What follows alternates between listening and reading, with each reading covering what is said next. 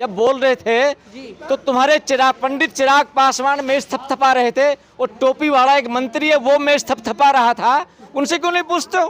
क्यों माफी मांगनी चाहिए इस चीज पे? सरकार गिरनी चाहिए इस चीज पे।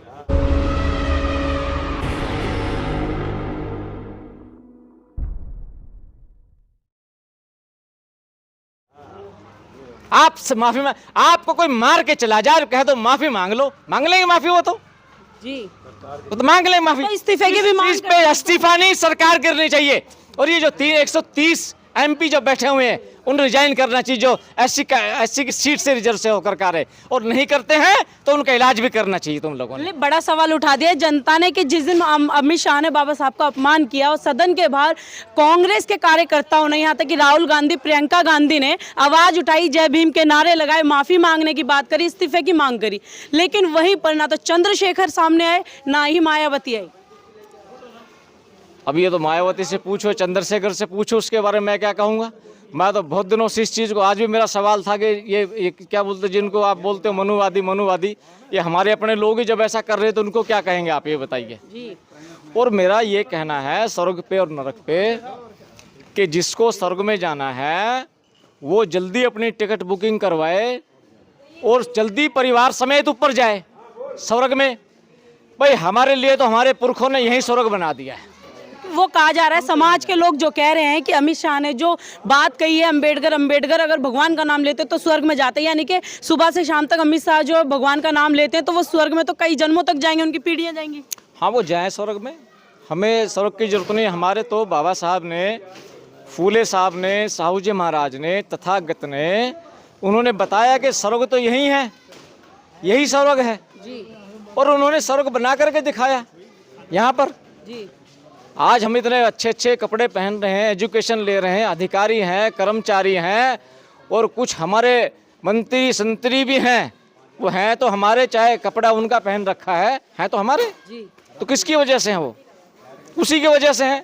आज वो बड़ी बड़ी बंगलों में रह रहे हैं, बड़ी बड़ी गाड़ियों में घूम रहे हैं, विदेशों के दौरे कर रहे हैं। ये स्वर्ग नहीं है तो क्या है? लेकिन मायावती ने जब आंदोलन का आह्वान किया तो सड़कों पर जनता दिखाई दी इस बार बाबा साहब के अपमान को लेकर के। नहीं, बाबा साहब का नाम लेकर के तो कोई भी चलेगा तो उसके पीछे बाबा साहब के मानने वाले लोग आएंगे ही आएंगे जी। क्यों नहीं आएंगे बाबा साहब के मानने वाले लोग? अभी बता तो रहे थे कि भाई हम जबान नहीं थी, बोल नहीं सकते थे, आंखें थी, देख नहीं सकते थे, पैर थे, चल नहीं सकते थे। एक महापुरुष का चमत्कार है, कारनामा है, जिसने करोड़ों करोड़ों लोगों को चलना सिखा दिया, बोलना सिखा दिया, देखना सिखा दिया। तो जब उसकी बात होगी तो हम अपने माँ बाप का अपमान सहन कर सकते हैं, हमारे लोग बाबा साहब का अपमान सहन नहीं करेंगे। अमित शाह का कहना है कि पूरी वीडियो में से एक पार्ट काट कर उसे हाईलाइट किया जा रहा है, कहीं ना कहीं सर्कुलेट किया जा रहा है और पूरा सच नहीं दिखाया जा रहा है। हमने बाबा साहब के लिए क्या करा, बीजेपी ने क्या क्या किया? देखिए, अगर ऐसा वो बोल रहे हैं तो उसका एनालिसिस करो आप लोग।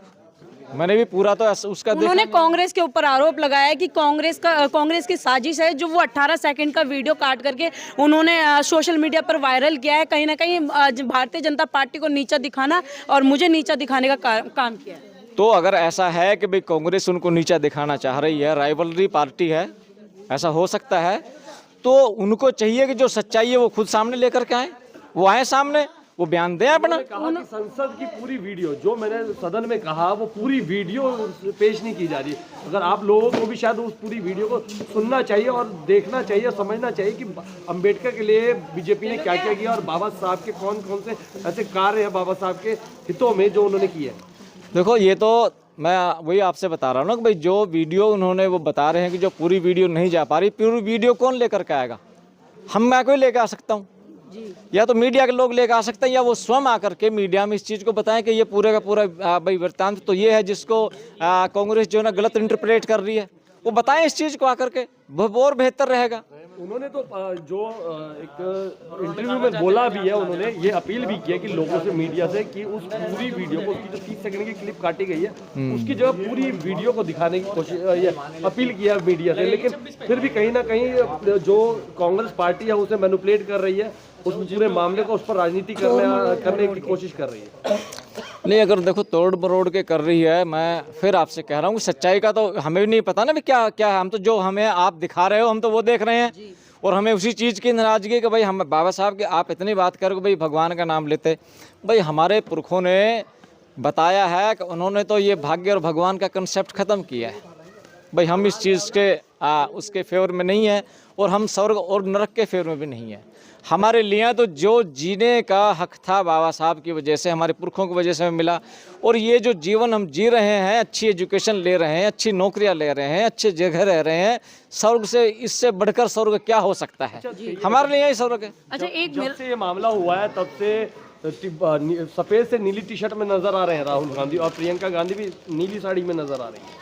इस पर क्या कहेंगे? देखो ऐसा है कि मैं इस पर तो भाई वो क्यों पहन रहे क्या पहन रहे मैं कमेंट्स नहीं कर सकता, लेकिन नीला रंग बाबा साहब का है जी, नीला रंग आसमान का है। बाबा साहब और आसमान का रंग एक है, नीला, ठीक है ना।